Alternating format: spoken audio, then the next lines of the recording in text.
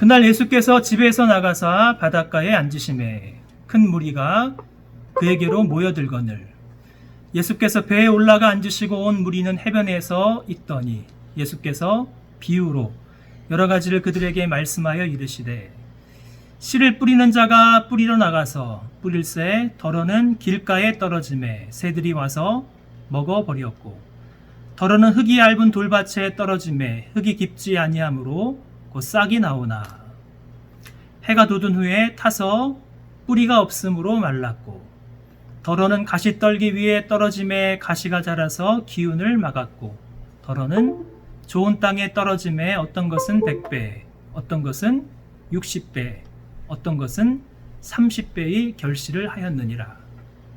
귀가 있는 자는 들으라 하시니라. 아멘. 신학대학원에 진학을 해서 신학을 본격적으로 공부하기 전에 제가 가지고 있는 취미 중에 하나는 기독교 서적을 읽는 것이었습니다. 기독교 서적 가운데 특별히 신앙인의 전기를 읽는 것이 저에게는 영적으로 큰 도움을 주었습니다.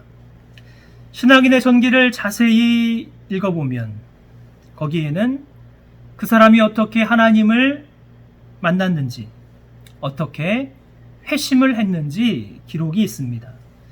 신앙인의 회심 이야기를 읽으면 읽고 있는 저도 늘 제 마음이 뜨거워짐을 경험하였습니다. 지난 주일에 살펴본 어거스틴의 회심 체험, 기독교 역사에서 아주 중요한 사건이었습니다. 초대교회의 어거스틴의 회심과 함께 오늘은 19세기 영국의 찰스 스펄전 목사님의 회심 이야기로 말씀을 시작하고 싶습니다. 스펄전의 전기를 보면 그의 나이 20세, 그는 큰 영적인 고민과 고통을 5년 동안 지속적으로 경험했다 기록하고 있습니다. 그의 고백을 들어보십시오. 나의 세계는 태양 없는 하늘이었다. 하나님 앞에 내 죄가 너무나도 중하여 아무런 소망이 없어 보였다. 나는 기도했다. 내가 얼마나 기도했는지 하나님은 아신다. 그러나 응답은 희미한 별빛만큼도 새어나오지 않았다. 성경 말씀을 부지런히 읽었다. 그러나 성경의 모든 약속은 성경의 무서운 경고보다 더욱더 내 마음을 불안에 떨게 만들었다. 내가 느끼는 고통은 다른 이유 때문이 아니었다. 아무도 나에게 복음을 전해주는 사람이 없었기 때문이다. 사람들은 내게 하나님을 가르쳐 주었고 예수 그리스도의 이름을 들려주었고 영원한 생명과 영원한 멸망을 깨닫게 했고 내가 죄인인 것을 가르쳐 주었으나 내게 복음을 말해주는 일은 아무도 없었다. 소위 기독교 가정에서 태어나 기독교 국가에서 살면서 비록 어린아이라도 깨달을 수 있고 누구든지 값없이 받을 수 있는 복음의 단순성을 충분히 깨닫지 못했던 것이다. 주 예수를 믿으라. 그리하면 너와 내 집이 구원을 얻으리라. 는 말씀이 있다는 것을 나도 잘 알고 있었다. 그러나 대관절, 어떻게 하는 것이 그리스도를 믿는 것인지 알 도리가 없었다. 스펄전 목사님은 목사님 가정에서 모태 신앙인으로 태어났습니다. 그냥 모태 신앙인이 아니라 아버지는 목사님이셨고 할아버지는 프랑스 개혁교회 위그노 교회의 목사인 대대로 목사인 가정에서 태어났습니다. 2살 때부터 할아버지 목사님의 서재에 있는 온갖 종류의 기독교 서적을 읽으면서 경건하게 자랐습니다.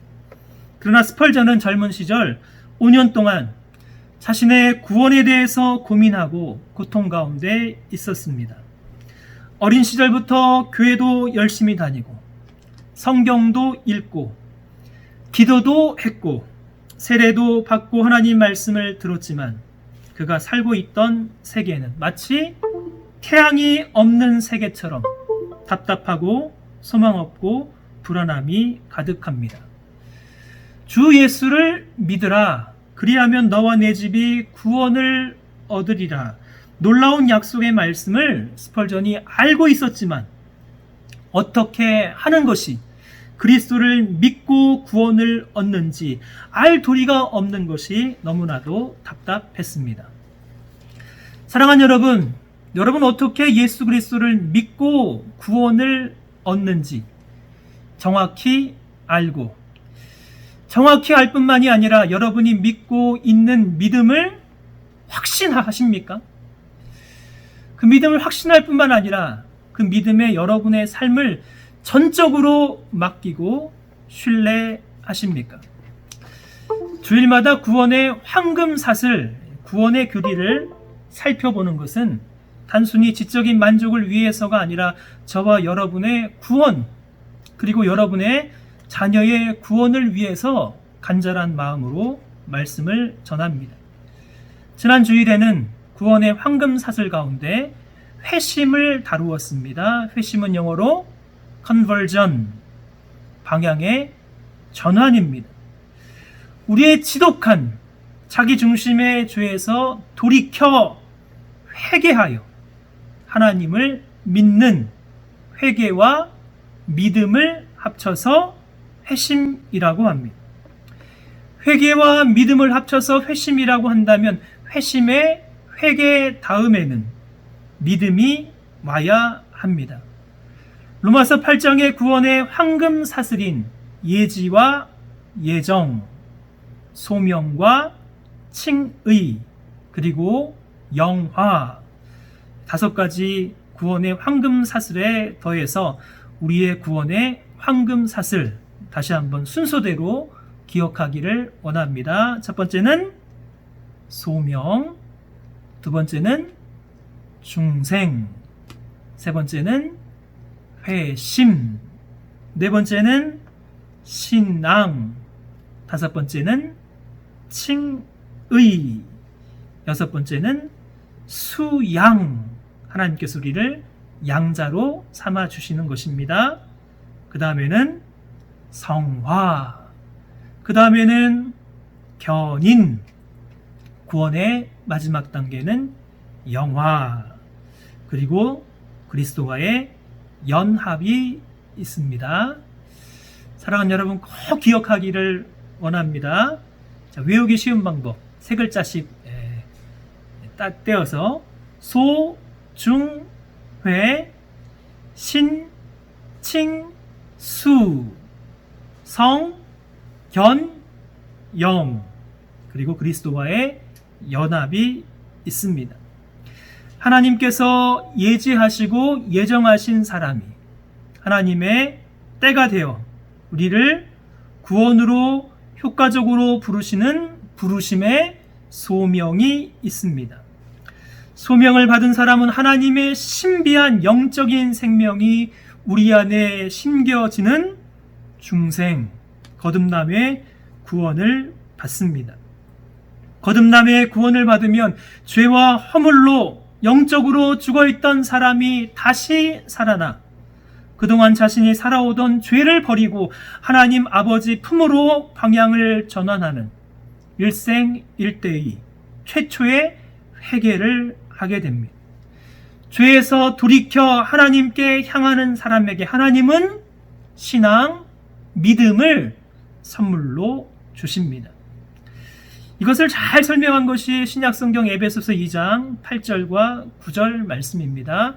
에베소서 2장 8절과 9절 우리 같이 한번 읽겠습니다. 너희는 그 은혜에 의하여 믿음으로 말미암아 구원을 받았으니 이것이 너희에게서 난 것이 아니요 하나님의 선물이라. 행위에서 난 것이 아니니 이는 누구든지 자랑하지 못하게 함이라. 다시 한번 읽습니다. 너희는 그 은혜에 의하여 믿음으로 말미암아 구원을 받았으니 이것이 너희에게서 난 것이 아니요 하나님의 선물이라. 행위에서 난 것이 아니니 이는 누구든지 자랑하지 못하게 함이라. 우리의 구원은 우리가 가지고 있는 지식과 우리의 의지로 노력해서 얻은 것이 아니라 하나님의 은혜입니다 라고 말씀하고 있습니다. 그 하나님의 은혜는 무엇을 통해서 얻는 것입니까? Through faith, 믿음으로 말미암아. 믿음을 통해서, 믿음을 수단으로 얻습니다. 믿음으로 얻은 구원은 너희에게서, 너희의 행위에서 난 것이 아니요 하나님의 은혜의 선물입니다. 그러니 누구든지 믿음으로 말미암는 구원은 자랑할 수가 없고 다만 감사하고 찬양하고 하나님께 영광을 돌릴 뿐입니다.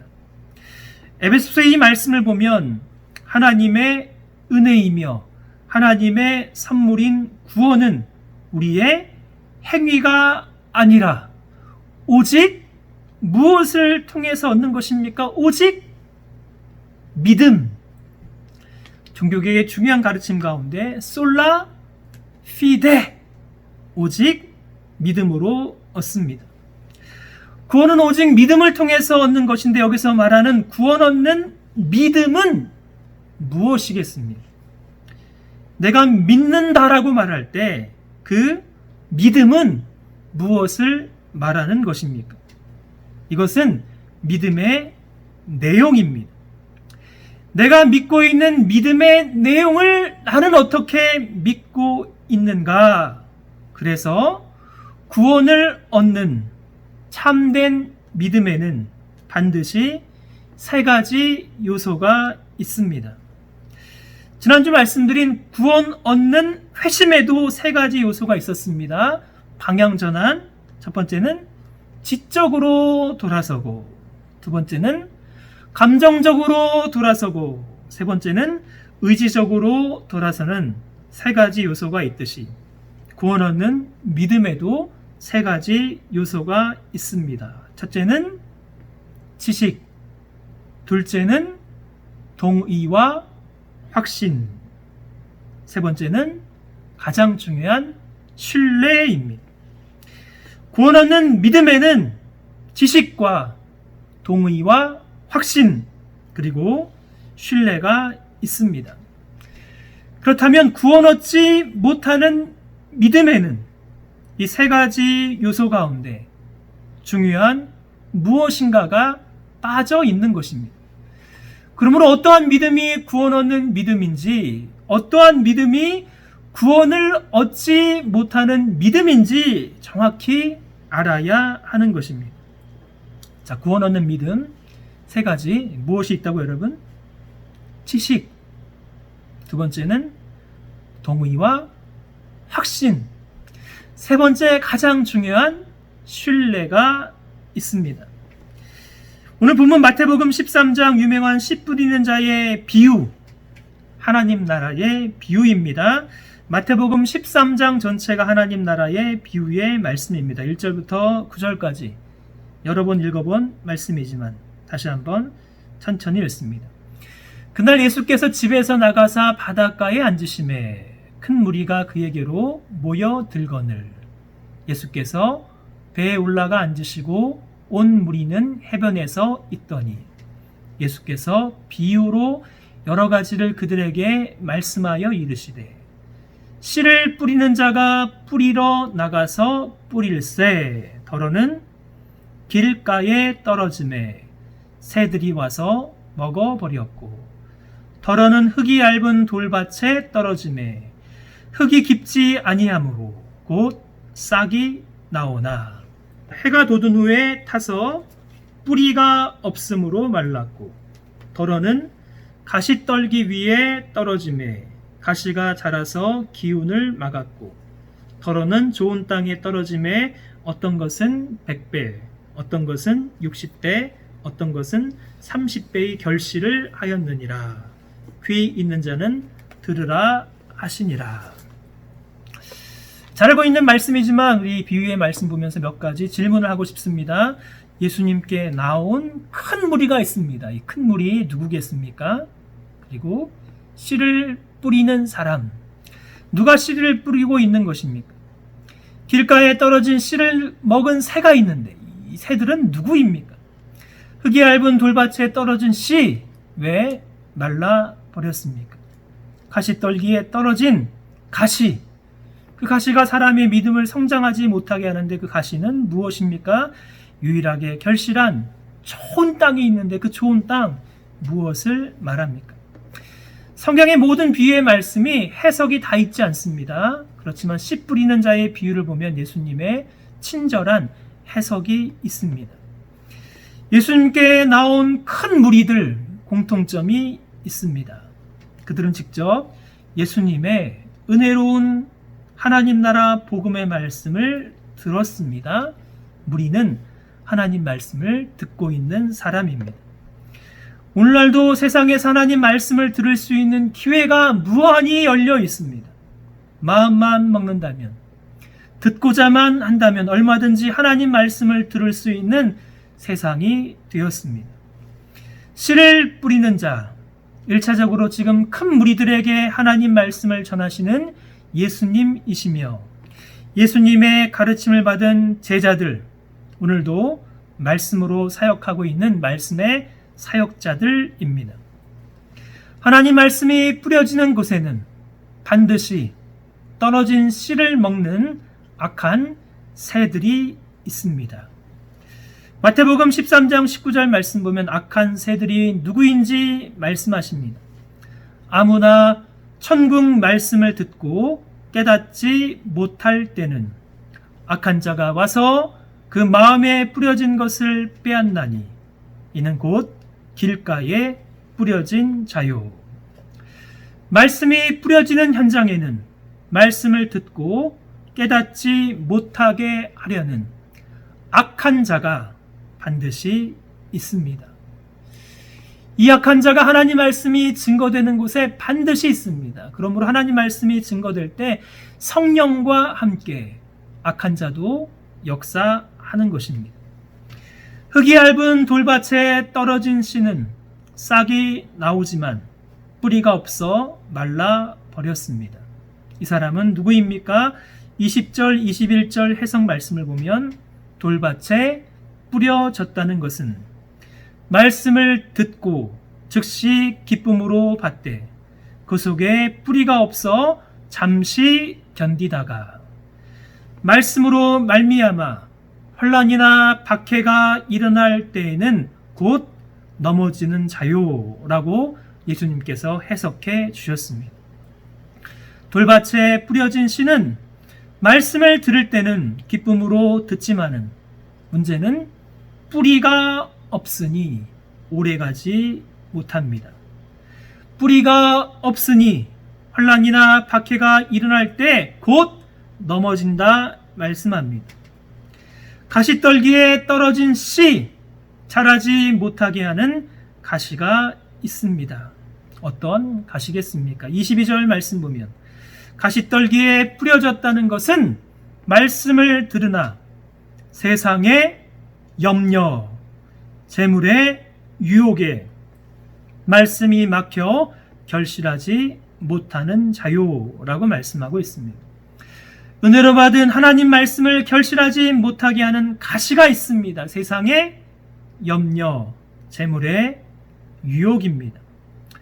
병행본문 누가복음 8장 14절 말씀 보면 가시떨기에 떨어졌다는 것은 말씀을 들은 자이나 지내는 중에 이생의 염려와 재물과 향락의 기운이 막혀 온전히 결실하지 못하는 자요라고 말씀하고 있습니다. 그럼 우리의 신앙의 성장을 방해하는 가시는 이생의 염려, 재물의 염려, 세상의 향락입니다. 사랑하는 여러분, 이 가시는 지금도 역사합니다. 우리가 세상의 염려 가운데 있으면, 재물의 유혹 가운데 있으면, 향락 가운데 있으면 그 가시가 우리의 목을 조입니다. 그러기에 우리로 하여금 결실하지 못하게 합니다. 이 가운데 유일하게 결실하는 좋은 땅이 있습니다.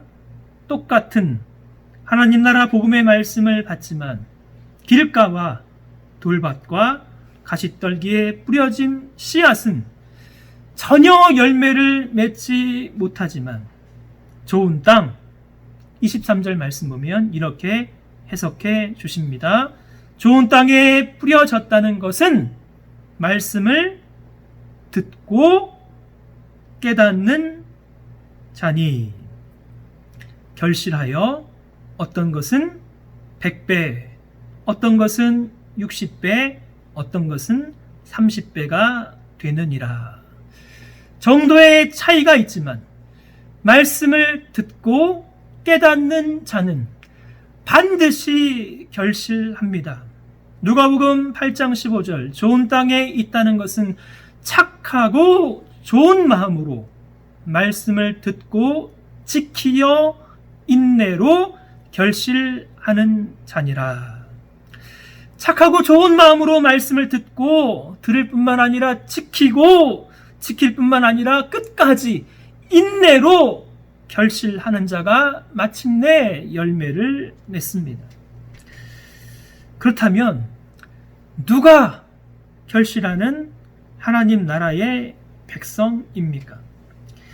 예수님의 말씀을 들은 모든 무리가 다 하나님의 백성입니까? 길가와도 같은 마음을 가진 사람도 하나님 나라의 백성입니까? 돌밭과도 같은 마음을 가진 자도 하나님 나라의 백성입니까? 가시떨기와 같은 마음을 가진 사람도 하나님 나라의 백성입니까? 한번 생각해 보시죠, 여러분. 길가, 돌밭, 가시떨기와 같은 마음. 때때로 우리의 마음도 그렇게 됩니다. 때때로 우리의 마음도 길가와 같이 단단합니다. 때때로 우리의 마음이 흙이 얇은 돌밭과도 같이 그렇게 될 수도 있습니다. 때때로 우리의 마음이 가시떨기에 우리의 믿음이 성장하지 못할 때도 있습니다. 그런데 만일 그들에게 믿음이 있다면 그 믿음은 구원을 얻는 믿음이겠습니까? 구원 얻는 믿음이 있습니다. 그러나 구원을 얻지 못하는 불행한 믿음도 있습니다. 그 차이가 무엇이겠습니까? 구원을 얻는 참된 믿음에는 세 가지 요소가 있다 말씀드렸습니다. 첫째는 지식, 둘째는 동의와 확신, 셋째는 신뢰. 첫째, 구원 얻는 믿음에는 지식이 있습니다. 책을 보면 복음서에 나타난 구원 얻는 믿음이란 무엇인가?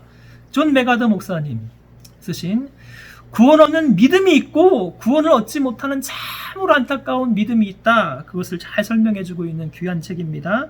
첫 번째, 구원 얻는 믿음에는 지식이 있습니다. 하나님의 복음이 뿌려진 첫 번째 길가는 하나님의 말씀을 들었으나 그 들은 말씀을 악한 자가 와서 빼앗아 버렸습니다. 구원 얻는 믿음에서 제일 중요한 것이 첫째, 지식입니다. 무엇을 알아야 믿을 것이 아닙니까? 아무것도 모르는데 어떻게 믿을 수가 있겠습니까? 신약성경 로마서 10장 13절부터 17절 이렇게 말씀합니다. 누구든지 주의 이름을 부르는 자는 구원을 받으리라. 그런즉 그들이 믿지 아니하는 일을 어찌 부르리요? 듣지도 못한 일을 어찌 믿으리요? 전파하는 자가 없이 어찌 들으리요? 그러므로 믿음은 들음에서 나며 들음은 그리스도의 말씀으로 말미암았느니라 말씀하고 있습니다. 구원을 얻기 위해서 꼭 필요하고 우리가 반드시 듣고 알고 배워야 하는 지식이 있습니다. 우리가 무엇을 알고 무엇을 믿어야 구원을 얻겠습니까? 아무것도 알지 못하고 믿는 믿음이 있습니다. 믿음에 다른 지식이 없는 믿음이 맹목적인 믿음입니다. 맹신, 아무것도 모르고 덮어놓고 믿는 믿음이 맹신입니다. 16세기 종교개혁이 일어나기 전에 중세 유럽의 교회에서는 모든 사람들이 다 교회에서 태어나서 모든 사람들이 다 교회에서 죽었습니다. 그러면 중세 시대를 살고 있는 모든 사람들은 다 구원을 얻은 것입니까? 중세 시대에 살아온 사람들은 다 교회를 다니고 다 교회에서 태어나서 교회에서 죽으니 다 구원을 얻은 것입니까? 믿음에는 특별한 지식이 없다라고 중세시대에 가르쳤습니다. 무엇을 믿는지 몰라도 그냥 교회에 붙어 있으면 다 구원을 얻는다라고 가르쳤습니다. 제 말이 아니라 로마 가톨릭 교회에서 종교개혁이 일어난 지 50년도 넘는 1563년 트렌트 종교회의에서 정리한 믿음을 보면 이렇게 말하고 있습니다. 보통의 신자들은 교회에 의해 제한된 신앙의 모든 조항들을 이해할 수 없기에 그들은 그것을 확실한 믿음으로 다 파악할 필요는 없다.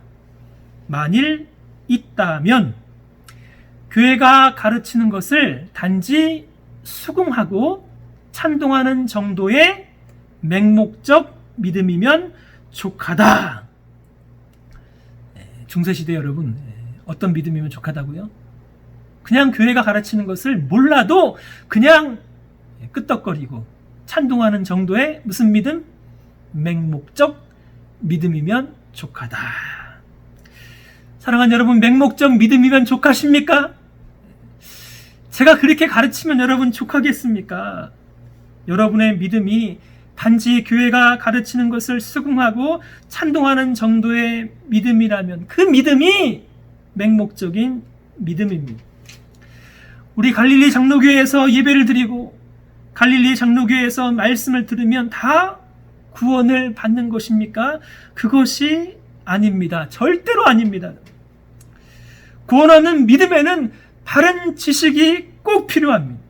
내가 무엇을 믿는지 알아야 합니다. 그렇게 종교개혁자 켈빈은 맹목적인 믿음에 대해서 너무나 분개했습니다.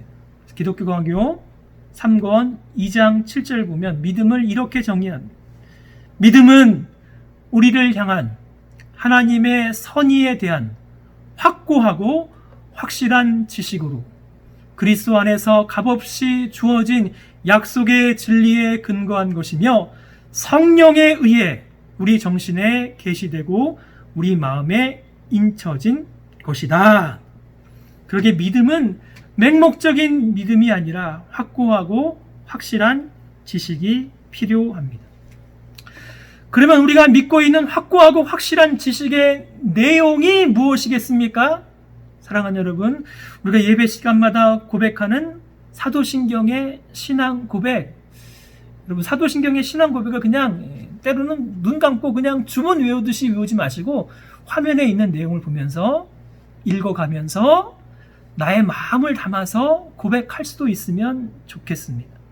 사도신경을 보면 I believe in God, I believe in Jesus Christ, I believe in Holy Spirit. 내가 믿고 내가 고백하고 내가 믿고 고백하는 확고하고 확실한 지식이 사도신경의 신앙의 고백입니다. 주일마다 고백하는 사도신경의 입술만의 고백이 아니라 우리가 믿고 있는 믿음의 확실하고 확고한 지식이 우리에게는 반드시 필요합니다. 그것이 모호하거나 그것이 흔들리거나 그것을 누군가에게 빼앗겨서는 안 되는 것입니다.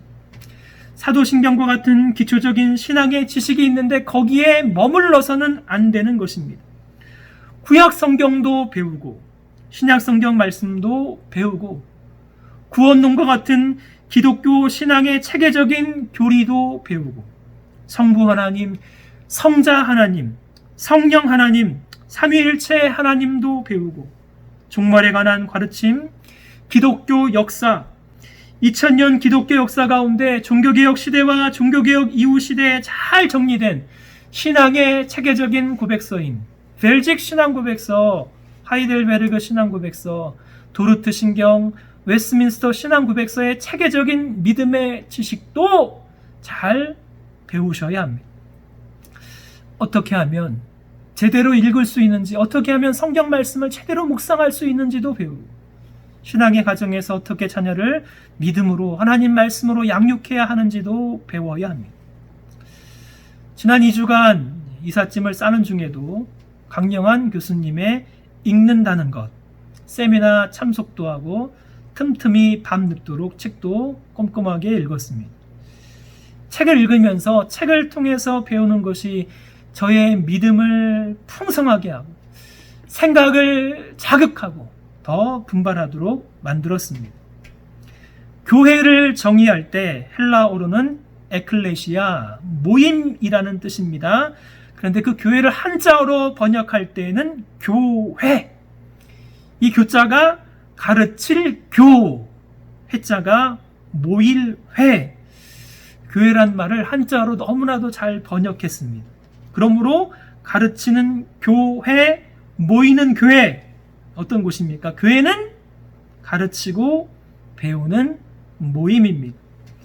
그러면 교회의 목사는 일평생 제대로 가르치기 위해서 배우는 자이며, 교회의 성도는 일평생 제대로 배워서 가르치는 제자입니다.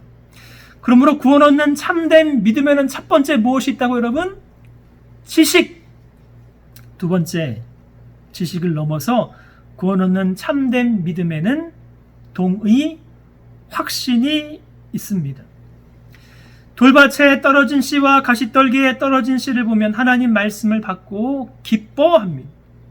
하나님 말씀에 대한 지식이 생기고, 지식이 생기면 지식을 넘어서 내가 거기에 동의합니다. 그리고 확신합니다. 지식을 넘어서 동의와 확신이 일어나면 사람의 감정에 변화가 생깁니다. 하나님 말씀을 듣는 것이 기쁘고, 하나님 말씀을 듣는 것에 감사함이 생깁니다. 그러나 문제는 이러한 마음의 동의와 확신과 기쁨이 그리 오래가지 않는다는 것입니다. 그러므로 처음에는 그럴듯해 보이는 믿음처럼 보이지만 나중에 보니 일시적인 믿음인 경우도 있습니다. 일시적인 믿음은 믿음이 전혀 없거나 맹목적인 믿음보다는 좋은 믿음이지만 문제는 그 좋은 믿음에 아무런 결실이 없습니다. 우리 인생에 예기치 않게 갑자기 찾아오는 환난에 넘어집니다. 믿음의 조그만한 박해가 찾아와도 넘어집니다.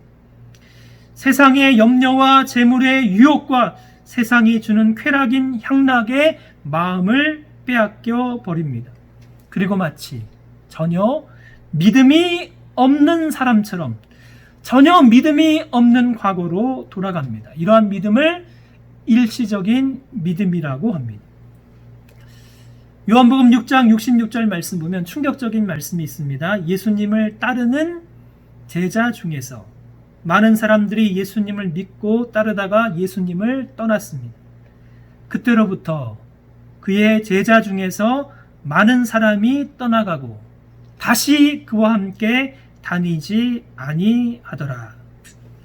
한때는 열심으로 예수님을 믿고 따랐으나 넘어졌습니다. 그리고 다시는 예수님을 따르지 않고 떠나갔습니다. 이 믿음이 어떤 믿음일까요? 한때는 믿음의 지식도 있고 한때는 믿음의 동의와 확신도 있지만 일시적인 믿음입니다. 일시적인 믿음의 사람에게 절대적으로 필요한 믿음의 중요한 요소가 빠져 있습니다. 그러게 참으로 위험한 믿음입니다. 일시적인 믿음과 함께 아주 위험한 믿음도 있습니다. 기적을 추구하는 믿음, 그리고 역사적인 믿음. 마태복음 7장 22절 23절 말씀 보면 참으로 위험한 믿음입니다. 그날에 많은 사람들이 나도 이르되 주여 주여 우리가 주의 이름으로 선지자 노릇하며 주의 이름으로 귀신을 쫓아내며 주의 이름으로 많은 권능을 행하지 아니하였나이까 하리니 그때 내가 그들에게 밝히 말하되 내가 너희를 도무지 알지 못하니 불법을 행하는 자들아 내게서 떠나가라 하리라 말씀하고 있습니다. 입술로는 주여 주여 믿음을 고백합니다. 주의 이름으로 하나님 말씀도 전하는 선지자 역할도 합니다. 심지어 주의 이름으로 귀신도 쫓아내고 권능도 행합니다. 그러나 주님은 이들을 모른다 말씀합니다. 이들의 믿음, 어떠한 믿음인가요? 기적을 추구하는 믿음. 믿음에 있어서 아주 중요한 무엇인가가 빠져 있습니다. 우리나라 역사에 AD 1545년 3월 8일에 태어나셔서 AD 1598년 11월 19일에 돌아가신 영웅이 있습니다. 누구십니까? 이순신 장군. 1598년 11월 19일 노량진 해전에서 전사한 영웅 이순신 장군의 일대기를 아는 것처럼 기독교 신앙에 있어서 역사적인 사실만 알고 믿는 믿음이 있습니다. 이 믿음을 역사적인 믿음이라고 합니다. 성경 야고보서 2장 19절 내가 하나님은 한 분이신 줄 믿느냐 잘 하는도다 귀신들도 믿고 떠느니라. 귀신도 귀신같이 하나님이 어떠한 분이신지 알고 있습니다. 예수님이 이 땅에 우리를 구원하기 위해서 오신 주님이며 구원자인 것을 귀신도 압니다. 그러나 딱 거기까지입니다. 무엇인가 중요한 것이 빠져 있습니다. 일시적인 믿음, 기적을 추구하는 믿음, 역사적인 믿음에는 믿음의 지식과 동의와 확신이 있을 수도 있지만 믿음에 있어서 가장 중요한 전 인격을 맡기고 의탁하는 신뢰가 없습니다. 그러므로 구원 얻는 참된 믿음에 있어서 가장 중요한 것은 전 인격적인 신뢰입니다. 지식, 동의와 확신도 필요하지만 지식과 동의와 확신만 있는 믿음은 맹목적인 믿음, 일시적인 믿음, 역사적인 믿음, 기적을 추구하는 믿음이 될 수 있습니다. 구원 얻는 믿음에 있어서 지식 중요합니다. 동의와 확신도 필요하지만 가장 중요한 것은 우리의 전 인격을 맡기고 의탁하는 신뢰가 가장 중요합니다. 씨 뿌리는 자의 비유에서 좋은 땅에 뿌려진 씨앗만이 하나님의 말씀을 듣고 깨달아 30배, 60배, 100배의 결실을 하였습니다. 좋은 땅은 착하고 좋은 마음입니다. 착하고 좋은 마음으로 말씀을 듣고 깨달아 지키어 인내로 결실합니다. 믿음에 있어서 듣고 깨달아 끝까지 인내하는 믿음. 그 믿음이 열매를 맺는 믿음입니다. 그 믿음이 전인격적인 신뢰의 믿음입니다. 누가 전인격적인 신뢰의 믿음을 보입니까? 삶이 평안할 때도 하나님을 신뢰하지만 삶이 어렵고 힘든 때에도 하나님을 전적으로 신뢰합니다. 건강할 때에도 하나님을 신뢰하지만 아플 때에도 하나님을 전적으로 신뢰합니다. 경제적으로 풍요로움을 누릴 때도 하나님을 신뢰하지만 경제적으로 파산의 위기에서도 하나님만 신뢰합니다. 삶의 어느 한 면만 하나님을 신뢰하는 것이 아니라 삶의 모든 영역에서 하나님을 전적으로 신뢰합니다.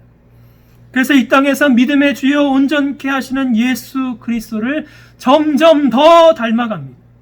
그리스도를 닮아가니 예수님처럼 말에서, 삶에서, 사역에서 하나님이 기뻐하시는 믿음의 열매를 맺어갑니다. 믿음에 있어서 전인격적인 신뢰, 시편을 보면 자주 발견합니다. 다윗의 고백입니다. 나의 힘이 되신 여호와여, 내가 주를 사랑하나이다. 여호와는 나의 반석이시오, 나의 요새시오, 나를 건지시는 이시오, 나의 하나님이시오. 내가 그 안에 피할 나의 바위시오, 나의 방패시오, 나의 구원의 뿌리시오, 나의 산성이시로다 고백합니다. 다윗은 언제 이러한 신뢰와 사랑의 고백을 하는 것입니까? 3절 말씀 보면 사망의 줄이 나를 두르고 사망의 줄이 나를 얹고 불의의 창수가 나를 두렵게 할 때 죽음의 줄이 나를 두르고 사망의 올무에 어찌할 수 없는 답답한 상황입니다. 인생의 위기입니다. 그럼에도 그때에도 내가 주를 의뢰하고 적군을 향해 달리며 내 하나님을 의지하고 담을 뛰어넘나이다.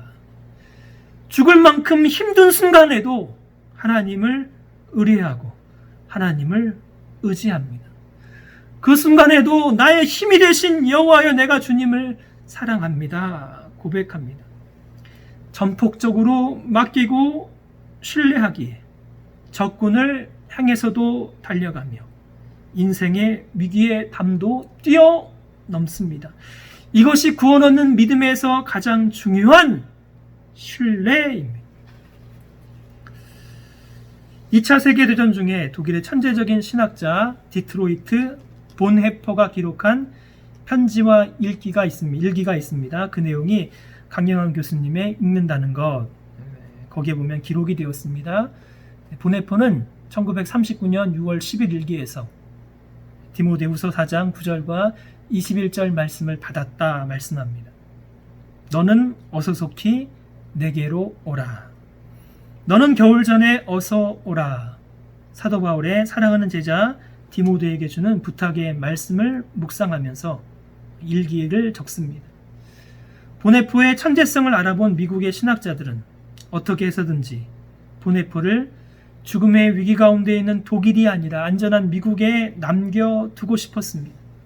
본헤퍼 일기장에 이런 내용이 있습니다. 그 말씀이 하루 종일 내 마음속에 자리를 잡고서 떠나지 않았다.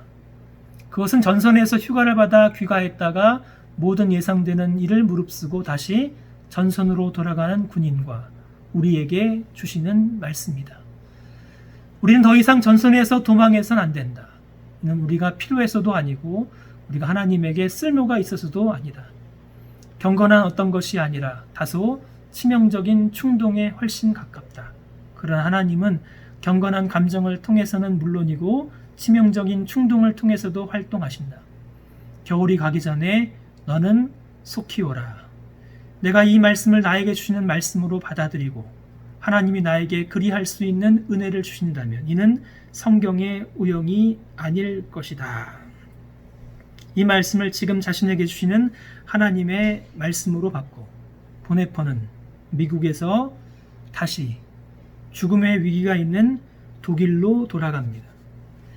미국에 그냥 머물러 있었다면 엄청난 신학 작업을 할 수 있었을 텐데 1939년 다시 독일로 돌아가서 독일 고백교회에서 히틀러 저항 운동을 하다가 1945년 4월 9일 2차 세계대전 종전 한 달을 앞두고 교수형으로 처형되었습니다. 본헤퍼는 자신의 삶을 하나님의 말씀을 받아 그 말씀을 주신 하나님께 전적으로 의지하고 의탁합니다. 죽음의 위기 가운데 다시 독일로 들어가는 것이 하나님의 뜻이라고 생각하고 자신의 미래에 대한 염려도 자신의 목숨도 하나님께 의탁합니다. 이것이 구원 얻는 믿음에 있어서 가장 본질적인 하나님을 향한 신뢰, 의지, 의탁입니다.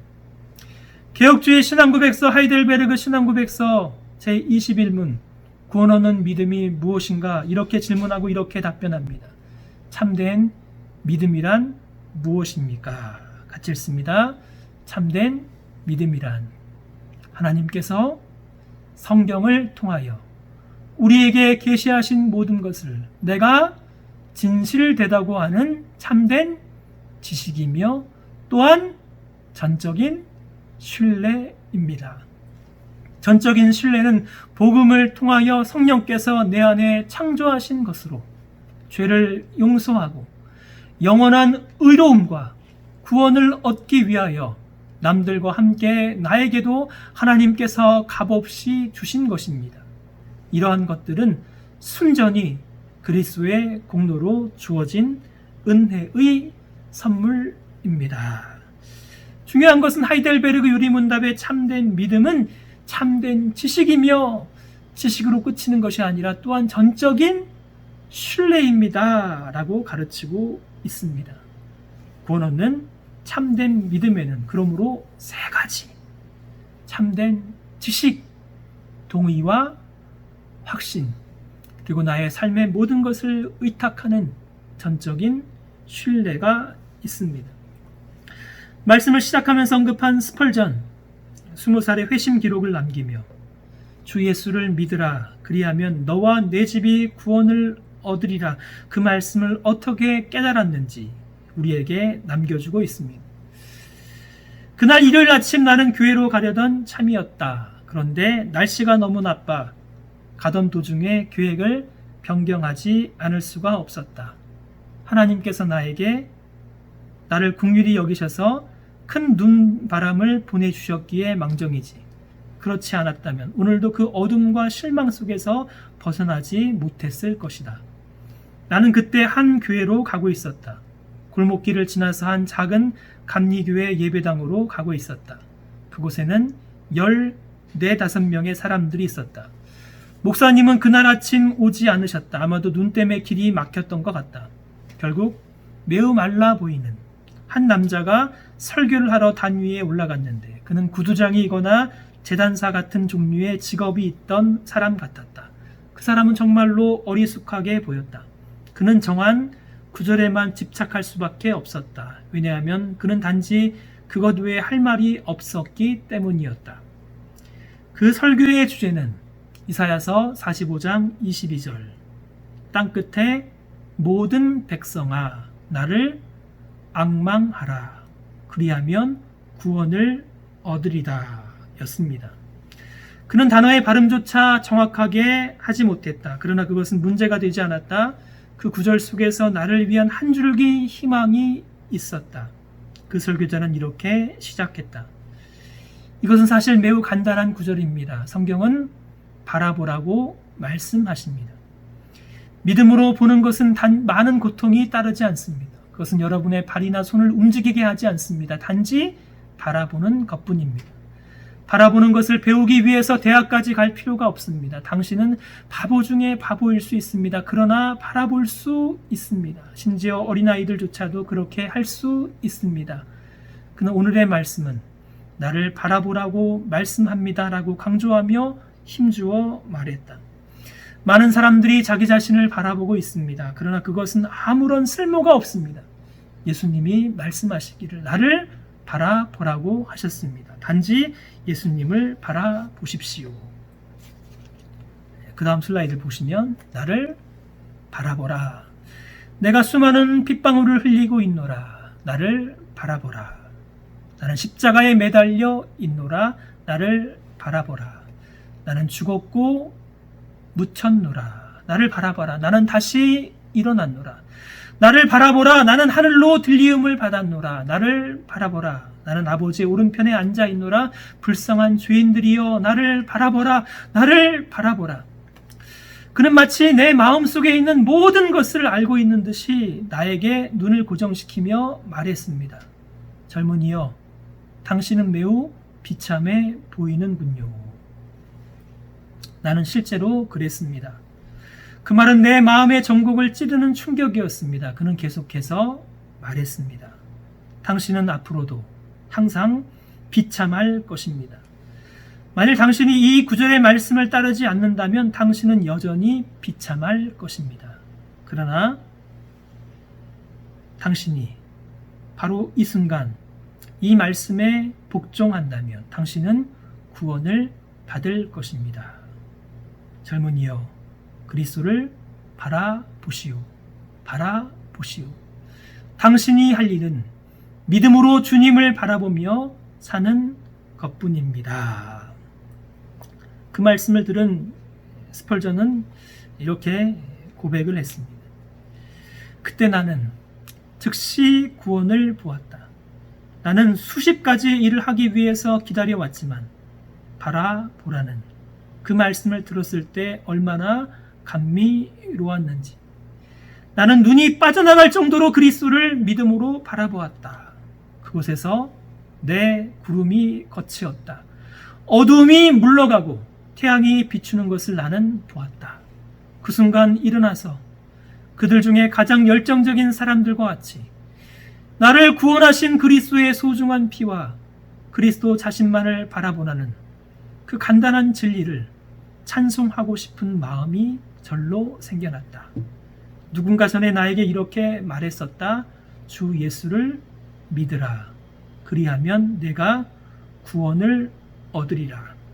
그것은 분명히 하나님의 위대한 구원의 말씀이었음을 이제야 확실히 알고 깨우치며 느낄 수 있었으며 나는 이제 이렇게 찬송할 수 있었다.